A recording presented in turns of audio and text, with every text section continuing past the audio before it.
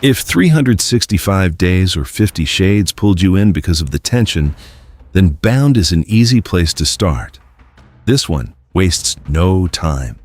A successful older woman gets involved with a younger man who brings her into a more controlled romantic dynamic, and the film leans straight into that charged atmosphere. The attraction is immediate, the power shifts quickly, and the whole thing has that familiar sense of danger wrapped inside desire. Then there's Tell Me What You Want, a newer Tubi pick that moves fast from the beginning. A woman starts working at a major company and finds herself drawn to her boss almost immediately. The connection turns into something shaped by control and private rules.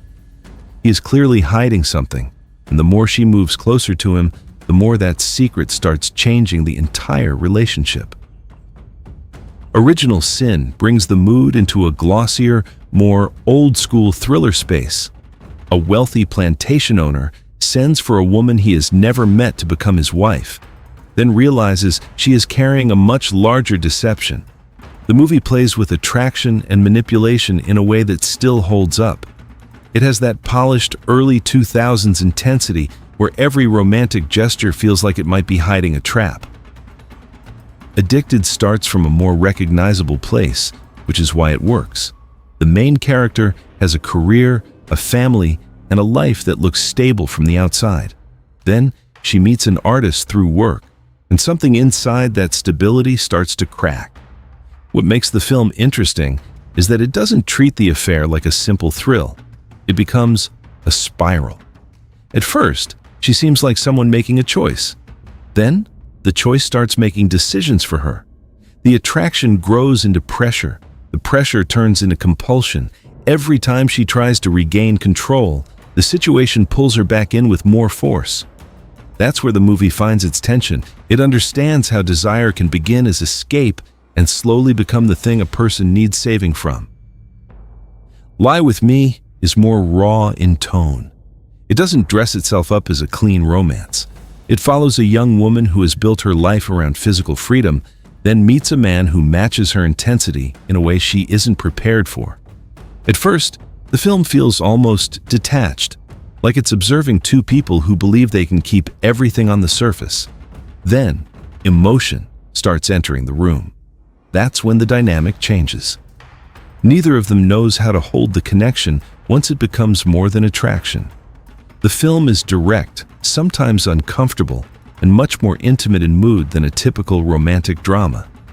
It sits in that space where control begins to slip, and the characters are forced to face what they actually want from each other. Sex Doll takes the list into a colder world. It follows a high-end escort whose personal life starts bleeding into the professional one she tries to keep separate.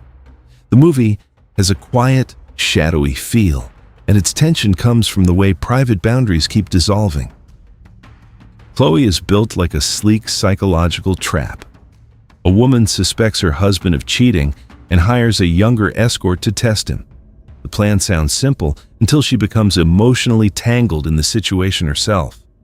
The film keeps tightening around suspicion, and the control shifts in small ways before anyone fully realizes it. A perfect ending moves with a softer touch.